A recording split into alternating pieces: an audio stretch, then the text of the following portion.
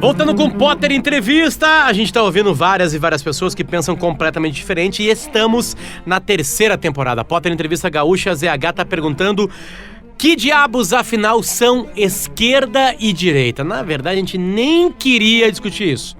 A gente acha que as coisas são muito mais complexas e eu fico muito mais feliz quando eu faço entrevistas aqui e descubro que as pessoas que eu estou entrevistando sim tratam esse tema como muito mais complexo, que é muito difícil estar num extremo ou num outro extremo, que talvez a gente possa todo mundo se encontrar num centro mais tranquilo e sereno. A gente vai atrás de uma pessoa que participou muito de uma parte da história do Brasil importante, que foi a ditadura militar. Certamente a gente vai falar um pouquinho disso sobre ele, apesar dele ter vários e vários livros. A gente vai ligar agora com uma personalidade brasileira desse tipo de assunto. E não só desse tipo de assunto. A gente vai ligar agora para Fernando Gabeira. Alô?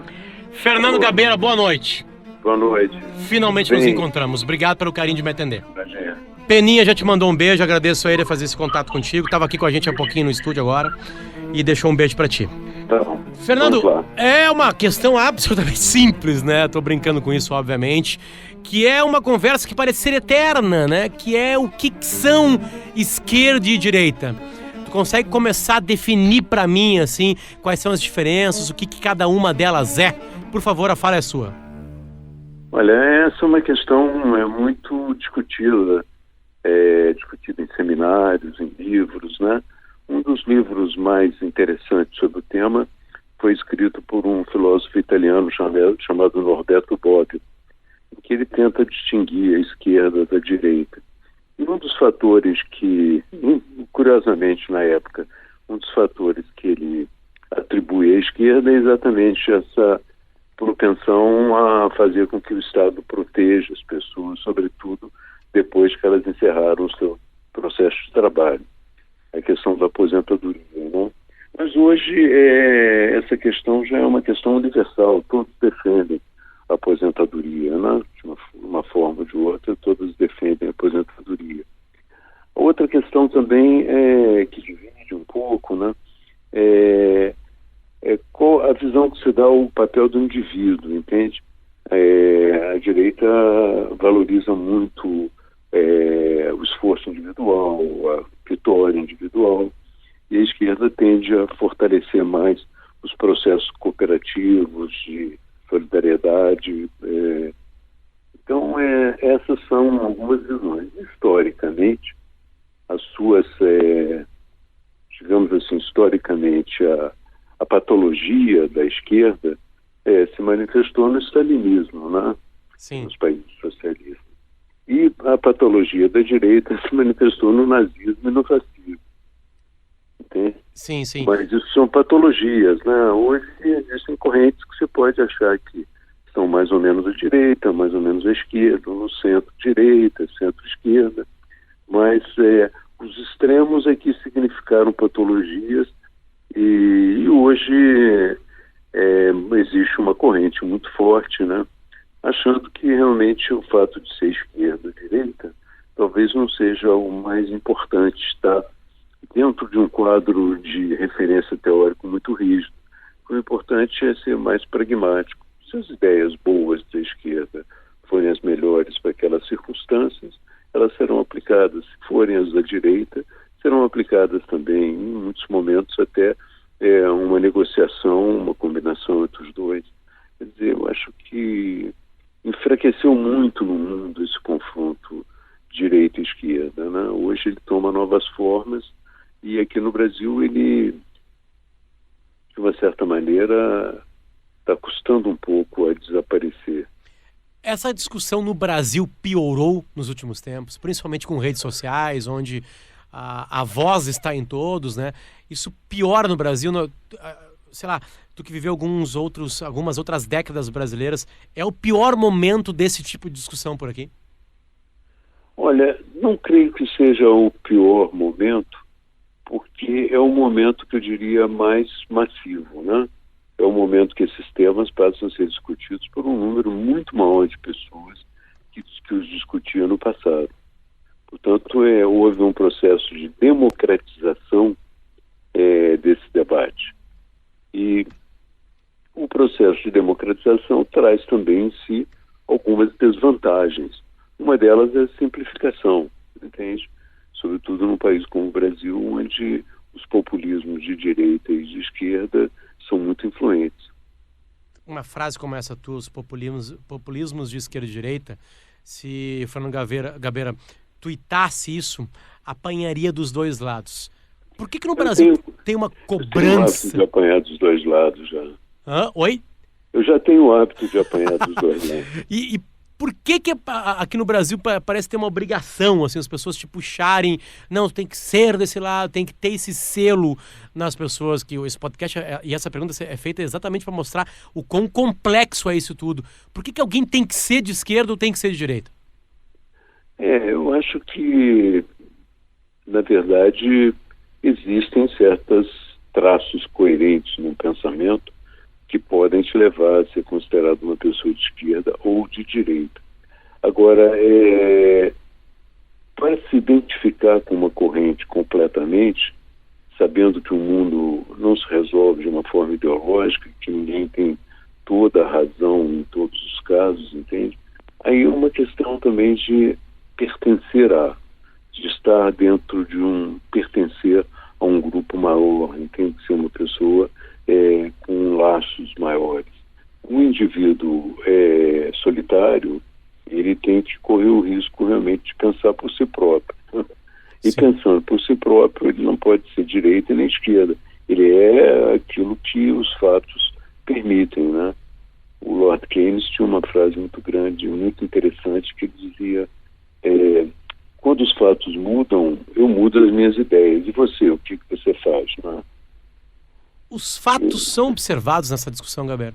Ou eles são deixados de lado? É mais fácil deixar de lado, porque fato destrói com sonhos, né? Quando você tem uma visão ideológica muito rígida, né, você tem que deixar os fatos para poder estar dentro dessa visão ideológica. Um exemplo, né? O PT recusa o fato de que houve corrupção e de que houve uma corrupção grande no governo. Ele não aceita isso, né? Por outro lado, hoje o Bolsonaro diz que o nazismo é um movimento de esquerda. Ele recusa o fato de que o nazismo era um movimento de extrema-direita. Entende? O que você vai fazer? O que vai fazer? Essa é a pergunta. Porque é complicado hoje. Eu não sei se tu entra em esse tipo de discussão ou tu consegue se preservar em situações como essa. Tem algum momento que dá vontade de gritar? Dá vontade de Fernando Gabeira falar assim, gente, vamos parar um pouquinho? Ou o melhor é ficar olhando meio de longe isso tudo, Fernando? Quando eu digo de extremos. Eu acho que dizer assim, gente, vamos parar, vamos olhar um pouquinho, não funciona muito. Funciona mais você, em cada caso, mostrar, olha, isso aqui é a realidade, isso aqui é o que a ideologia está mostrando como realidade. Tentar, a cada instante, se aproximar da verdade mesmo, né? Porque ela vale a pena, e a ideologia não procura se aproximar da verdade. Ela procura, na verdade, conformar a realidade nas suas teses. Vamos voltar um tempo atrás, o que tu viveu assim como a ditadura militar brasileira. Naquela época era mais fácil de enxergar, né, os lados, eu vou botar entre aspas, lados políticos das pessoas. Na comparação com aquela época com hoje, tá mais fácil ou mais difícil escolher um lado? Olha, o lado, na verdade, como eu te disse, né, as pessoas não têm que necessariamente escolher um lado, né? Elas podem ter opiniões que às vezes coincidem com um lado, às vezes coincidem com o outro. Agora, se você me disser, me colocar uma escolha entre o populismo de direita que está no governo e o populismo de esquerda que saiu do governo, eu acho que eu não quero nenhum desses lados. Eu acho que é um falso dilema, entende? Para uma pessoa que pensa. Sim, sim. O Brasil parece estar muito linkado à negativa, né? Vamos lá, a gente classificava como direita quem era contra o Lula na época, e o PT, né? Tô falando um grande líder do partido, obviamente. E hoje quem é contra o Bolsonaro parece ser de esquerda. Vem muito da negação antes desses sentimentos? Não, o problema é o seguinte, que esquerda e direita querem polarizar, entende? Então mas querem rotular porque quem é contra, então você é do outro lado. Existe uma tendência que nasceu na época do governo do PT e que é perpetuada pelo governo Bolsonaro, é que dividiu o país entre nós e eles, entende? Sim, sim. Quando, na verdade, existem situações, existem problemas em que nós podíamos estar pensando como país, entende? Não como correntes diferentes. Gabeira, tu sempre enxergou assim essa discussão? Ou isso chega com mais idade, com mais vida real, quando é mais jovem? Olha, como é que é essa timeline, assim, digamos? Não, é claro que houve um meio período que eu tinha uma visão de esquerda e tentava conformar o mundo nessa visão. Mas aos poucos eu fui superando essa tendência totalizante, né, de entender o mundo, e passei a mudar. Eu acho que isso chega com o tempo, realmente, né? Mas não creio que seja necessário que todos passem por essa etapa. Eu não creio que a pessoa precisa passar por uma etapa de esquerda radical ou de direita radical para chegar a uma visão mais moderada. A pessoa pode ter, e na tendência geral da sociedade brasileira, aquelas pessoas que não participam do debate ativamente, têm suas vidas, trabalham, suas famílias, elas são muito mais moderadas do que a esquerda radical e muito mais moderadas do que a direita radical. É a movimentação que teve de pessoas que votavam antes no PT e votaram nessa eleição no Bolsonaro. Deixa eu voltar um pouquinho numa coisa que é importante hoje, né? Essas discussões, frágeis ou não, elas acontecem muito nas redes sociais. Como é que o Fernando Gabeira enxerga isso? Quão bem e mal as redes sociais fazem a uma discussão mais complexa como essa, de definir o que é esquerda e direita? Olha, eu acho o seguinte, que as redes sociais, elas aproveitam grande parte do material produzido pela grande imprensa, entende? Sim. Quer dizer, grande parte dos debates nas redes sociais se originam em notícias produzidas pela indústria da informação, né? E eu acho que, como eu te disse, que elas tendem, de uma certa maneira, a simplificar e a polarizar, que é muito comum nesse caso. Mas se você examinar bem, quer dizer, se você olhar a internet um pouco adiante das redes sociais, mas da disponibilidade e da riqueza que ela tem, você pode se informar e avançar em qualquer tema que você queira, pode aprofundar em qualquer tema que tenha surgido na superfície através da internet, entende? Sim, há muita coisa escrita, há muito ensaio, há muito livro, há muito comentário, enfim. O que você chama de redes sociais, possivelmente é o uso do WhatsApp, o uso do Instagram, do Twitter, esse debate no Facebook, esse debate que corre por aí. Mas existe uma abundância de informação que transcende ao que circula nessas redes. Quanto mais eu converso com as pessoas aqui no podcast sobre isso, sobre esquerda e direita, mais a realidade mistura as coisas. Se pudesse o Gabeira escolher uma coisa da esquerda e uma coisa da direita, o que seria de cada uma, assim, para ser essencial para um país melhor? Olha, eu diria que são dois fatores, né? Dois fatores importantes. A esquerda quer um país mais solidário, né? A direita quer um país mais ordenado. Então, com mais ordem, com mais menos violência e tudo mais. Pelo menos coloca isso. Se você pudesse combinar uma visão solidária de esquerda, né, com uma visão também de uma ordem necessária para o Brasil caminhar, uma visão que levasse em conta o alto nível de violência em que a sociedade brasileira chegou e a necessidade de transformá-lo, né, talvez se juntasse duas coisas importantes. E coisas absolutamente para serem negadas, Fernando Gabeira, de ambos os lados, por favor. Eu acho que o que você pode negar de ambos os lados sem pestanejar é o autoritarismo, entende? Uma visão autoritária e antidemocrática. Tem uma coisa que é engraçada, que sempre quando tem essa discussão, as pessoas ficam apontando os ditadores, né, do outro lado e esquecem os seus ditadores, né? Guarda no bolso. Defendendo os direitos humanos do seu lado, esquecendo os direitos humanos do outro. Exatamente. Por que que a gente teve ditaduras de direita na América Latina? Tá, o porquê histórico a gente sabe. O que acontece na mente humana que se deturpa? Por que é criado um Stalin? Por que é criado um Hitler? Por que são criados grandes ditadores aqui na América Latina no século passado? Qual é o desvio? Em que momento que dá errado esse ser esquerda e ser direita?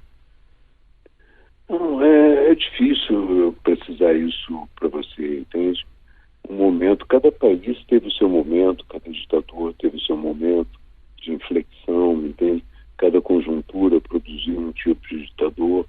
Eu acho que um dos fatores mais importantes que eu creio que na América Latina pode favorecer isso é a ausência em si de um nível de educação mais elevado, entende? Então, a ausência desse nível de educação possibilita muito o populismo de esquerda ou o populismo de direita.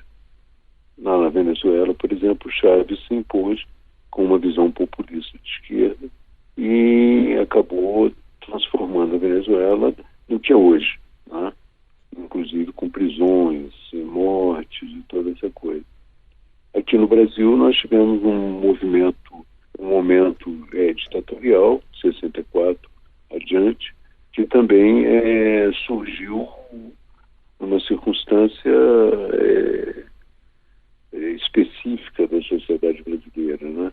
Ali não surgiu um populista de direita, mas surgiu um movimento antipolítica. Sim, sim.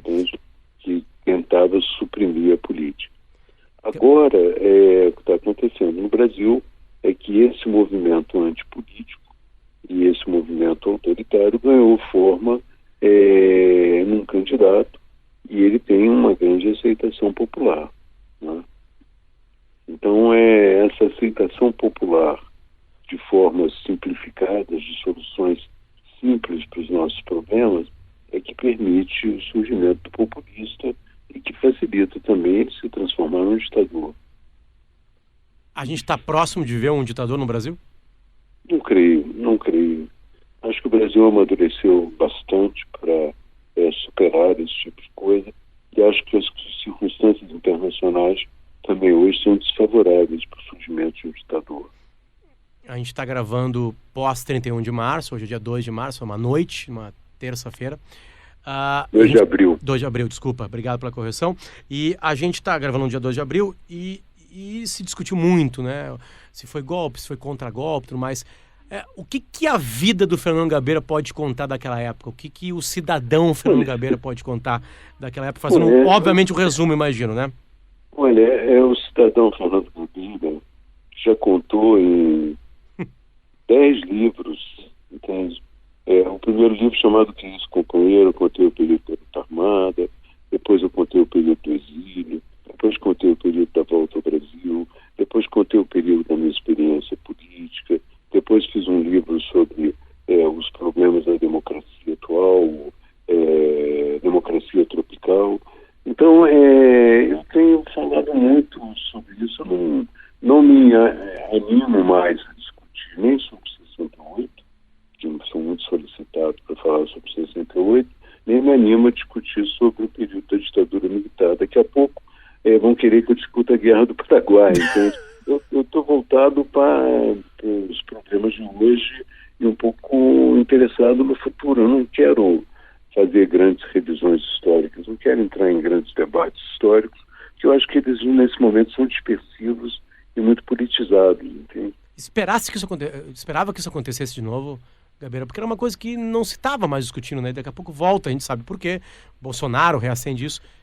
Tu esperava isso com o Bolsonaro? Não, eu tento mostrar que o Bolsonaro significa o que eu chamo de uma retropia, né?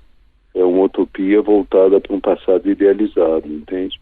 Então o Bolsonaro quer voltar para um passado idealizado, religioso, um passado patriarcal, enfim, ele quer voltar para um passado que ele considera fantástico. Como a esquerda queria ir para um futuro que ela fantasiava, entende? Sim. Então ambos são uma utopia, uma retropia, mas ambos completamente inadequados para o país. Quer dizer, eu não esperava que fosse surgir uma retropia nesse momento, uma busca do passado. Mas, se você examinar o mundo hoje, você vai ver que é um movimento comum, entende? É um movimento que, de uma certa maneira, existiu na eleição do Trump nos Estados Unidos, é um movimento que, de uma certa maneira, existe no Brexit, na saída da Inglaterra da Europa, comum, né?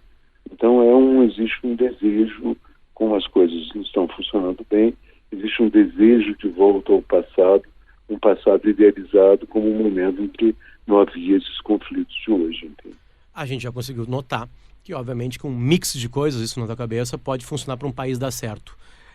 Indo para a vida real, tem alguns exemplos em voga hoje que tu consegue olhar, alguns países que tu consegue olhar que a gente conseguiria transportar isso para uma ideia brasileira?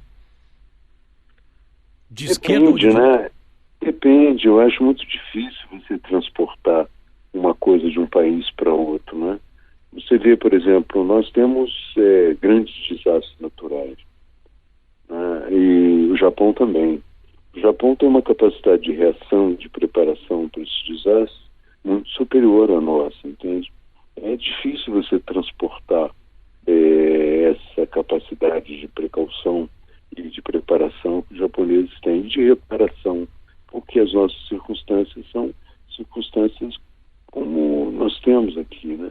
Da mesma maneira, nós não podemos transportar, digamos assim, a visão do Estado sueco, que envolve as pessoas, que ajuda e que mantém as pessoas no desemprego, porque nós não produzimos excedentes para isso, entende? Sim. O Estado brasileiro não tem excedentes para isso. Agora mesmo a aposentadoria vai ter que ser revista, porque o Estado quebrará se não houver uma reforma da Previdência. Então é muito difícil a gente transportar de um país para outro. O que nós podemos fazer, o que eu acho que vale a pena, é tentar melhorar as coisas no Brasil com as circunstâncias que nós temos, entende? Achar um caminho próprio. É claro que em muitos momentos você pode repetir coisas. Agora, em Minas Gerais, nós temos visto grandes movimentos de encenação, de desastres, entende? Movimentos de simulação de desastres, que é coisa que já tinha que ser feito no Brasil há muito tempo. Então, quer dizer, aos poucos, com as nossas dificuldades, a gente vai incorporando coisas que existem lá fora. Imaginando uma ferradura, nos extremos da ferradura estão esquerda e direita, quando é que tu acha que a gente vai conseguir ter maturidade de chegar mais ao centro, de as coisas acontecerem de uma forma mais calma no Brasil? Eu creio que nas próximas eleições, entende? A eleição atual foi uma reação ao poder da esquerda, né? E muito possivelmente uma esquerda que não volta fácil ao poder. Muito possivelmente, se fracassar um governo bem à direita, como o do Bolsonaro, possivelmente a sociedade vai tender a buscar um caminho intermediário. Perfeito. Gabeira, essa discussão vai acabar um dia? Dia a gente vai olhar para o passado e falar assim, meu Deus, a gente ficava discutindo que a esquerda e a direita, que coisa patética, esse podcast vai ficar absolutamente ultrapassado um dia, ou tu acha que essa discussão ainda vai ser bem longa, obviamente com outros temas daqui a pouco, mas a gente vai estar falando de esquerda e direita ainda por bastante tempo. O que tu acha disso? É muito possível que fale por falta de outras referências, né? Mas eu acho que progressivamente vão se fazendo novas composições. Eu, por exemplo, no caso da França, né, você teve uma disputa de esquerda e direita e tal, mas venceu na França um candidato que não era identificado claramente nem com a extrema-direita, nem com a esquerda, entende? Então lá houve uma solução mais ao centro, entende?